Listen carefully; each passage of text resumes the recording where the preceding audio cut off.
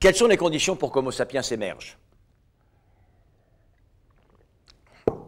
La première condition, c'est que Homo sapiens est un génome d'Homo sapiens. Si vous aviez ici dans cette salle des génomes de chimpanzés, vous seriez des guenons ou des mâles chimpanzés et vous auriez à mes propos des réactions de singes. C'est bien parce que vous avez des génomes humains qu'éventuellement vous pouvez trouver quelque agrément à cette soirée.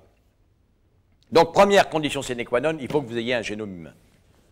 Je n'ai pas le temps de raconter pour quelles raisons les traits spécifiques du génome humain ont été sélectionnés.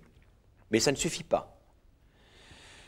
Car imaginons que, à votre naissance, vous, mesdames, vous, messieurs, vous ayez été abandonnés, jetés hors de toute société humaine, laissés au bon soin d'une société animale compatissante.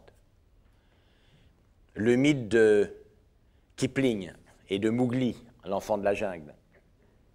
Ou alors, car l'histoire est réelle, les deux petites filles bengalis qui semblent avoir été élevées par des loups, trouvées en 1920.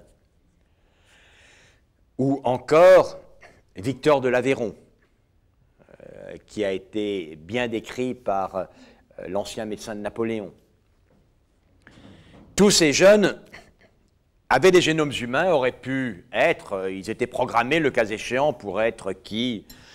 Des artistes, des mères de famille, des professeurs de faculté, des avocats, des humoristes, que sais-je, des biologistes.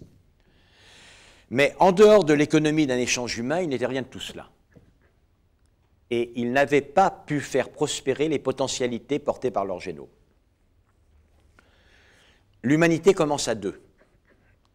Il existe une impossibilité totale, c'est une humanité liée à un seul être, pas tellement pour des raisons sexuelles, selon lesquelles il faut un mâle et une femelle pour se reproduire.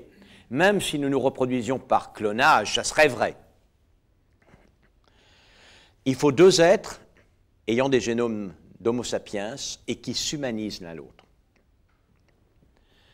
Si je regarde l'un d'entre vous, madame, par exemple, au premier rang, à droite, là, très fixement, autant que je peux la voir, malgré les sunlight, j'imagine que nous étions, vous et moi, les premiers êtres sur Terre.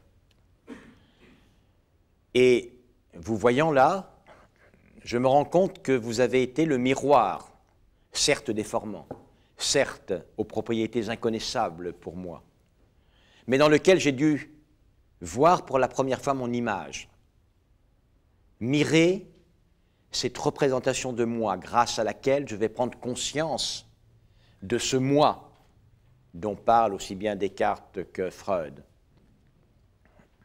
Vous m'avez en quelque sorte humanisé. C'est dans vos yeux que j'ai lu que vous me considériez comme une personne, valant la peine qu'on s'y intéresse, et que par conséquent, cette personne, j'ai appris moi-même à la connaître et à en faire ma personnalité. Et vous regardant très fixement, je sais que je vous dois tant, mais que vous me devez tout autant.